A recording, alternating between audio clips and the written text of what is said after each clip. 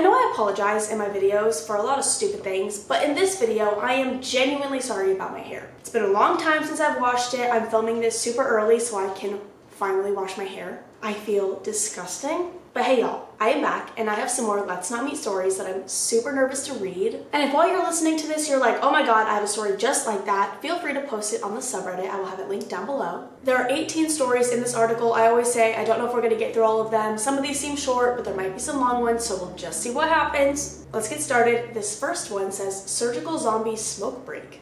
I have a lot of weird encounters outside of my office on my smoke breaks, but I think this one takes the cake, even with how anticlimactic it was. Today, I was sitting on the wall outside my building, smoking and messing around on my phone. I had probably been sitting there for about 2 minutes without looking up when I finally do and notice a guy on the corner about 20 feet away staring intently at me. He's hunched over facing me in the classic zombie pose, wearing a large coat, a surgical mask, and gloves. I didn't know how long he was standing there, but it was daytime, and the area is relatively populated, so despite being the only people on the street, I wasn't too worried. I went back to glancing at my phone, but kept discreetly glancing in his direction to see if he was still there. He didn't move or stop looking at me for probably another minute and a half, just sunken shoulders with his unblinking eyes pointed directly at me over his mask. Finally, I noticed an older man walking towards us, and my cigarette is almost finished, so I assume worst comes to worst, this guy will be near if anything happens. I glance back at my phone and hear what I assume are the older man's footsteps approaching. Before I have a chance to look up, the surgical zombie is sitting within an inch of me on the wall. I'm a polite girl, so I give him a vague smile while my inner self and personal space are screaming at me to get up and leave. He asks me for a cigarette, so I give him one and he continues to sit there with it unlit. I can't fight my manners, so I ask him if he needs a light and he gives me a gloved double thumbs up and stares at me. Ask him if that meant that he had one, to which he responds with another double thumbs up. I assume he was saying he did, so I turn back to my phone, planning on taking one more drag before getting up to leave. He then says, yes, I need one, so I give him my lighter. He hands it back and I put my smoke out and stand up. He then begins laughing, like full belly laughing. I didn't really know how to respond, so I tell him to have a nice day and walk into my building. To be honest, I've never really had a fear of people, and I can't say this is the first time I've had something like this happen to me, but the mask and gloves really added to the absurdity of the situation. No, I feel like if I saw him sitting next to me, there's no part of me that would have been able to speak to them. But also I guess like they weren't really doing anything, so it's just like a weird situation. It's weird. It's just weird. This next one says, have we met already? It's Friday night around 8:45 p.m. The little one's in bed and I'm chilling with some friends online gaming. There's a loud bang and I'm instantly freaking out due to having my home, my safe place, invaded by some creeper twice in the past 3 months. I turn the volume on my computer down, trying to best come up with excuses. Oh, it was the neighbors doing something. Who in their right mind would try to break into my house when they could see that I'm awake? Front outdoor light on, lounge light on. It's quiet for a while, so I return to playing the game and talking to my friends. That's when I hear rustling. I think it's coming from the game, despite the volume being super low, but to be on the safe side, I turn the sound off completely. The rustling is still there. At this point, I think it might be that annoying pest possum. The banging could have been it jumping on the garage roof, and now it's shuffling around the leaves, searching for some food. As I said earlier, who would try to trespass when they could clearly see somebody was home? If they did trespass, why would they be doing it so loudly? I want to say it put me at ease, but it didn't. Fast forward half an hour and the noises have stopped, and my cat's begging me to be let outside. Little bastard. I hate opening doors, curtains, windows at night. Paranoia at its finest. But tonight I had a reason to be paranoid at least. I kept the chain lock on the door and let the fat fuzzball squeeze out, and had a bit of a peek through the crack, seeing if anything was amiss on my front lawn. Nothing out of the ordinary, so I lock the door and head back to the lounge. 5 minutes later, someone tries the door handle. Finding it locked, I hear a laugh. They start scratching on the glass as I frantically grab my phone to call the police. Whoever it was had left by the time they answered the phone. The police couldn't find any evidence that anyone had even been on the property. They did a sweep of the neighborhood but couldn't find anyone on the streets either. Whoever you are, I would say let's not meet, but I'm pretty sure you're the same person who came the other 2 times, and I'm fairly certain that the person is my ex. So, Mr. X, if it is you, smile for the cameras next time you come around. They just arrived in the mail. That is so... No. I think if my house got broken into, I would have to leave. I know it's not an option for everybody, but I would have to leave. I would never feel safe again. Okay, a day of play leads to kidnapping. I've stalked this sub for a while and couldn't decide whether or not to post mine, but I'm feeling brave on a Monday. It was a very long time ago, back in 1973. I know it was summer, I was 6, and we were living on Monica Lane in Madison, Wisconsin. The thing is, I sort of recalled it, but never put 2 and 2 together until a few months ago when I was talking to my mom, who went into great detail. I was a very outgoing, extroverted child, friends with anyone. It was at the time a middle-class neighborhood, and 3 houses down from ours on the same side of the street was a huge park. My mom was a nurse and my dad was a salesman, but my mom worked second shift at Meritor, while my dad worked days. I rarely had a babysitter, only if they went out to dinner or a movie, but they did go out often and there were always older kids in the neighborhood to babysit. One sitter who I really liked lived a few blocks or so away and down the street a little bit. Vicky had babysit a few times before that and it was pretty uneventful. She'd play games with me and do my hair, play dress up, pretty basic stuff. So anyhow, one day I had gone with friends down to the park. I remember there was a ball field at the time and a sand lot next to the field. My friends wanted to play on the monkey bars, but I wanted to play in the sand. I looked at the sandbox and my babysitter Vicky was standing there, told my friends I was going down to the sandbox and ran off. We played in the sand, building a castle, and then she asks me if I want to go get something cold to drink. It was stifling hot and I of course said yes. So she takes my hand and we start walking to her place. She starts telling me about her puppies and asking if I wanted to play with them. Of course I get giddy and now I can't wait to get to her house. This is where my memory had stopped, and after my mom told me what happened, the rest of it flooded back. My mother just happened to be talking to my sister and I about some of the places we lived and we got to Monica Lane. I told her I remembered the park and how big it seemed, and she asked me if I remember being kidnapped. I immediately thought she was kidding, and then the look on her face told me otherwise. She said it was around 5 in the afternoon and one of my friends had come to the door to ask me to come back outside, sure that I had gotten bored and walked back home. When my mom checked the house, she realized I wasn't there and, 7 months pregnant with my sister, sprints to the park screaming my name. Asking several kids if they had seen me with no clues, she went to the ball field and asked the older boys if they had seen me. One of the boys, she guessed around 14, said that he had seen a younger woman playing with a girl that fit my description in the sand and walk off in a general direction, and that was all he knew. My mom ran across the street to one of the houses, asked to use their phone, and called the police. By the time police got there, my dad had come home and some of the neighbors were trying to help my mom. So there's a search party out looking for me, screaming my name and knocking on doors. The police had gone back to the park to ask the boys if they knew who had been with me and if they knew who she was. Between the boys and the neighbors, they had deduced who it was that led me off, but I have no idea how, honestly. The police and the entourage go to her home. She lived with her parents, but they weren't home, and knock on the door. She came to the door and told them she hadn't seen me and that she had been home all day. The police asked to come in, and for some reason she said okay. They went through the house and went to the basement and found me. That's what my mom knew, and then I remembered. It was literally like a floodgate had opened and I started crying. At 6, you just sort of trust everyone, and she had been in our home. I never got a bad feeling from her, and my parents didn't either.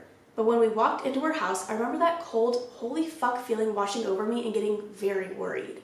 I remember starting to cry and saying I wanted to go home over and over. She takes me to the kitchen and gets me a glass of water and a tissue.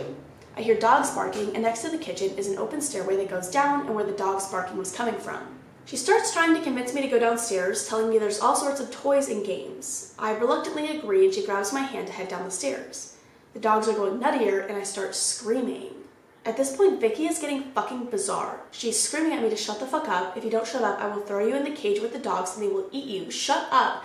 Dragging me down the stairs and still screaming. I was scared out of my mind. I remember crying so hard I was hyperventilating, and I'm screaming so hard I'm not making sounds. Vicky then flips a switch and starts being syrupy sweet, trying to calm me down. Tells me she was just playing a game and tells me she wants to play hide and seek. She must have been relatively skilled at calming me down because the next thing I know, I hear knocking on the door upstairs and I wasn't crying. The houses were all the same sort of tract houses that Sears used to sell. Not huge, but not small. You could hear everything at any spot in the house. I keep hearing the knocking and she tells me that it's her friends. They're coming to play hide and seek. She convinced me to let her put a piece of masking tape over my mouth so I wouldn't make a sound and lifted me into this big wooden box next to the kennel. She put a big pile of blankets over me and told me to be really quiet so they didn't find me. The whole time, the dogs were going batshit, but when she calmed me down, they calmed down too. They still looked incredibly mean, but they were no longer frothing at the mouth and only slightly growling, until the knocking started. I remember scrunching in there, confused, still scared and convinced the dogs were going to get out and eat me. I was crying again and hyperventilating. I remember taking the tape off my mouth because I couldn't breathe, but remembered I needed to be quiet because I was afraid of what she would do if I screamed. I laid in that smelly box next to a big bag of dog food, sweating to hell, tears rolling down my face. I sort of pushed the blankets to the side, but only enough so that I could pull them back over me when someone came. I recall thinking about my dad and wondering if he would come find me. All of a sudden I hear what sounds like adults yelling my name. They come down the stairs and the dogs are going batshit again. Over and over, men are yelling my name, and then I hear a man say, "If you don't shut those fucking dogs up, I will." I was in a large storage box, like a carpenter's toolbox type of thing, with tape hanging off my mouth when they opened the lid. I remember a very nice man asking my name and if I was okay. I don't remember answering him in anything other than screams and tears and grabbing his neck so hard my dad had to practically pry me off of him. I remember my parents taking me to the hospital to be checked out, and that's all I really remember. Mom said Vicky was found guilty of attempted kidnapping, and last she knew she was in prison, but couldn't remember the last time she heard anything. We moved from the area shortly thereafter, and I haven't been back since. I do know that Mom said her parents were odd, but they didn't know them. She had met Vicky from the neighbors that used her as a babysitter.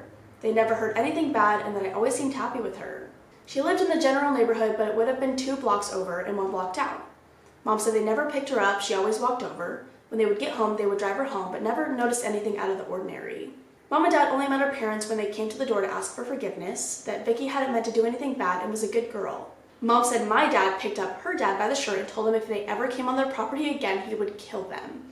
I remember her name and sort of what she looked like, but would have no idea if she walked up to me who she was. It is so fucking scary, like, having children, because anything could happen. Like, the fact that their literal babysitter who you trusted to come into your home kidnapped them, like, you can't trust anybody. I saw a TikTok, and it was like a TikTok of a newscast or like a news show. I don't know what you would call that. It was the news. Basically, they were explaining the situation that happened at, I think it was just a store. Oh no, it was a gas station. A mom and dad were traveling with their 2 kids. They were 10 and 4, I believe. And the mom sent the 10 and the 4-year-old to the bathroom. So the 10-year-old was supposed to be watching the 4-year-old, and the mom was getting snacks, whatever. And the 10-year-old comes out of the bathroom without the 4-year-old. So the mom's like, "Where's your sister?" And she's like, "I thought she was with you." And the mom's like, "I thought she was with you." So they start panicking. The mom runs into the bathroom, starts screaming her daughter's name, and hears like muffled screams. So she starts looking under all the bathroom stalls and sees 2 feet in one of them. So she literally kicks down the door,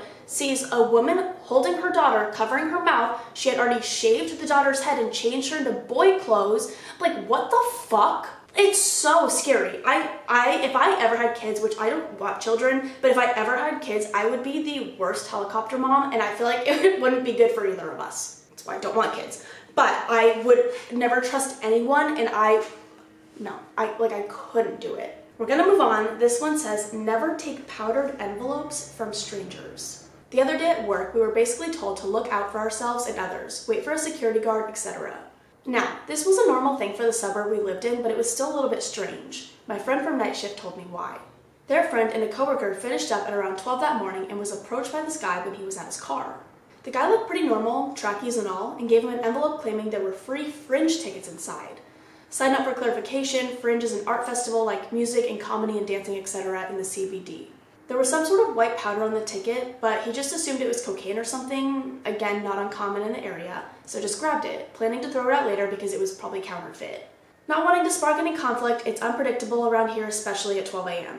His mates came out around 12:15 to see him with something like burns on his hand where he touched the powder, and felt like he was burning on the inside and couldn't breathe properly. Luckily, he was still conscious and told them to take him to the hospital, which luckily wasn't that far away. They got there and practically everyone that came into contact with him felt like they were burning under their skin and were all having breathing difficulties within minutes. They had to call hazmat and everyone was decontaminated. Luckily, everyone is okay. Wait, what was it? The story doesn't say what it was. What was it? Oh my god, okay, well, I need to know. I need to know everything. I'm gonna Google white powdery substance that makes you feel like you're burning inside. This is the dumpster creep. Around 9 p.m., I heard the telltale rumble that meant the forecasted storm was about to start. I couldn't recall if I had rolled up my car window when I got home, so I went out to check. It was already dark out, and I live in a part of town that isn't big on streetlights, so at night sometimes it's hard to even stay on the sidewalk without crashing into bushes. The dumpsters are about 200 to 300 feet from my car on our U-shaped street, tucked into a corner that backs into trees and a small creek. I live on the back of the building, so once I round the corner, you can't see me from my car nor the dumpsters. I got out to my car. As I rounded the corner, I could see what looked like a flashlight in the dumpster.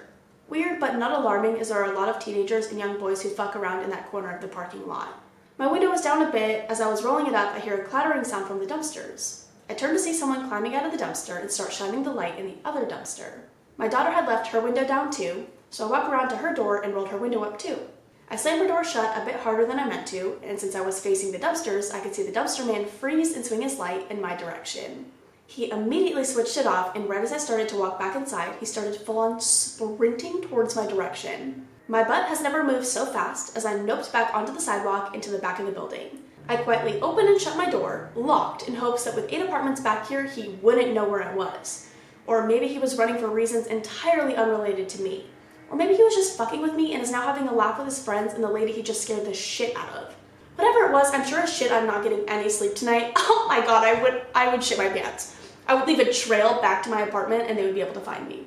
Okay, and then this is the last one we're gonna read. If you guys like this, we can read more of these later because I think this is only number 6. This says, late at night he comes. This past weekend, my soon-to-be wife, Alexia, and I had just settled down for a night of movies, pizza, and cuddling. We lived in a residential area right outside of town, our home situated right across the street from a Presbyterian church with a large cemetery behind it. I think I said that right. I don't know. Most of our neighbors don't own pets, but there's one in particular across the street and downwards a bit who owns perhaps the loudest, most annoying dog to ever exist. Quite an annoyance on a night like tonight, but luckily it was quiet for the entire evening. It is 10:15 p.m. and we're lying down watching a film in our living room when the loudest dog on earth begins to go off. Unfortunately, there's nothing much we can do except maybe confront our neighbor or file a noise complaint, but who wants to be the neighbor that does that? After about 5 minutes, I get up off the couch and decide to walk over to our neighbor's home and say something about the dog. As I headed outside and made it to their driveway, unfortunately I noticed the neighbor wasn't home, their only car not there. I decided anyways to walk up to the door and ring the bell. After a minute of no one answering, I gave up and headed back home. I noticed that Alexia had stepped outside and was looking on towards the direction of the barking. Told her no one was home and that we should either ignore it or finally file a complaint. No one should have to deal with a loud dog at night, especially if you're trying to unwind after a long day of work or trying to sleep. Alexia and I head back inside for a bit and finally, after about 10 minutes, the dog ceases to bark. Alexia and I exhaled and laughed a bit before continuing our film, but of course, not long after that, the dog starts up again. This time, it sounded vicious. I'm like scared of what's going to happen to this dog. I got up, went outside, and approached our neighbor's fenced-off backyard and saw the dog, who must have heard or saw me coming. It stopped barking, walked up to me, and began to pant in a cute way dogs do. I chuckled and said the dog's name, to which he looked at me and sat down. Such a good animal, even if he's loud. I then heard something that sounded like somebody walking through leaves coming from behind me and to the right. I turned around to see somebody looking at me from behind a gravestone in the cemetery. The dog must have heard this as well, as it sprung up and began to bark in the direction of the gravestone. I looked on as the person continued staring in my direction and as the dog continued to bark. I looked towards my house where I saw Alexia standing near her car, looking at me with a confused look on her face. I looked in horror as I saw the person reveal himself behind the gravestone. His forehead and cheek was stained red with blood, dripping down off his chin. In his hand was some sort of dagger. The dog began to go ballistic as the person took a few steps in our direction before stopping. I turned to the dog, then back at my home. Alexia, who was still outside, yelled out to me what was wrong. I told her to call the police. She said, "Why, the dog?" To which I replied, "He's fucking armed." Probably confused, Alexia went inside to grab her phone as I continued to watch as the person now began to back off, the dog now going berserk. It was going to take a bit of time for someone to reach our home, so I readied myself to go into self-defense as I watched the man finally turn around and walk away towards the back of the cemetery and towards the woods. When the police finally arrived, the person was long gone, and I was stuck there explaining to a couple of skeptical officers about my encounter. They didn't seem to take me that seriously, but still investigated the area as I explained to Alexia about the person I saw. When the police left after finding no trace of anyone, Alexia and I didn't feel much better. We locked our doors and windows, and I decided to call our neighbors to fill them in on everything before heading back to continue our movie in spectacular fashion with The Exorcist. I was scared that someone was gonna kill the dog or something. I don't know why. That's like where my brain went. Like people would get so frustrated they would just kill it, which is awful. That is terrifying though. Like where did you come from? That is all I'm gonna read for now. I hope you guys enjoyed. Again, if you have any stories you want to share with me or the community, I will have my subreddit linked down below. I have a little bit of rambling to do at the end of this, so I'm gonna head out. And by head out, I mean stop the video, so if you don't care, you don't have to stay. I love you guys. I will see you in the next one. Bye!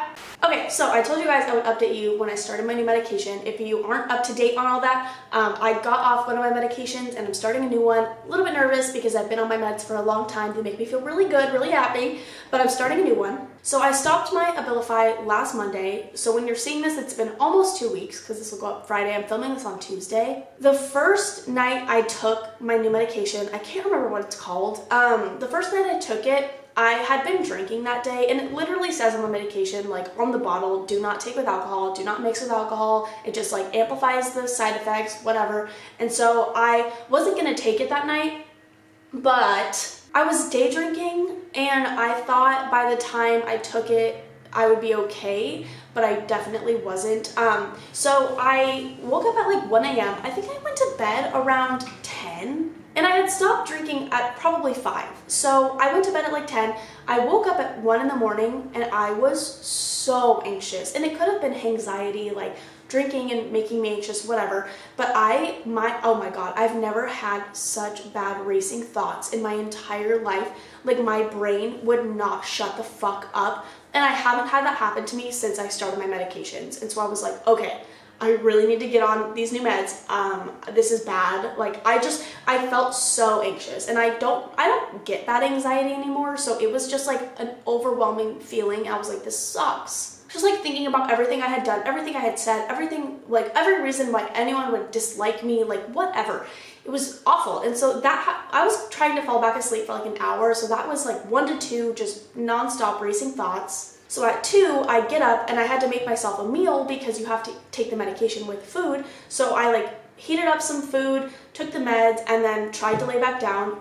Oh my God. When I laid down, my stomach, oh my God, it felt like my stomach was being ripped to shreds. I was like, what is happening? It didn't like hurt. It was just more uncomfortable. Like it didn't hurt like cramps or anything. It was just a really uncomfortable feeling, like when your stomach is like really upset, but it's like not painful. I don't know how to describe it. It wasn't painful. So I lay there for like an hour and I was like, I know I'm gonna puke or shit my pants, one or the other. And so I laid there for about an hour and tried to hold it in, tried to fall back asleep because it makes you sleepy too. So I was like, hopefully I can just fall asleep and not throw it up because I don't want it to like get out of my system. I want to actually take it. Also, they're leaf blowing and they're about to be like right here. So this might get loud. But anyways, so about an hour passes. I get up because I can no longer keep it down. Like there was no way this was happening. If I would have laid there 2 seconds longer, I would have had puke in my bed. So I sprint to the bathroom, I throw up, and I was like, okay, well clearly this is like not gonna work for me. But I wanted to give it another shot because that was the first time I took it. So I took it the next night, didn't drink anything, obviously. Didn't have any drinks, took it the next night with food, I think more food. I think I took it with like a higher calorie meal, and I fell asleep. I was perfectly fine. So it's been good since then. I think it was just mixing it with alcohol that really fucked it up. So I just know that if I'm like gonna be drinking, that I can't take my meds that night, which I'm just gonna try to cut back on drinking in general because I'd rather be on my meds than like drunk. But so far so good. I feel great. I feel the same. I still feel the same as I did on my Abilify. So we'll just see how this goes, I guess. I feel good. I see my psychiatrist in a couple weeks to like just check up, see how the medication is working, but I feel good so far, so I think we're good. But my sister's calling me, so I'm gonna go. I love you guys. See you later. See ya.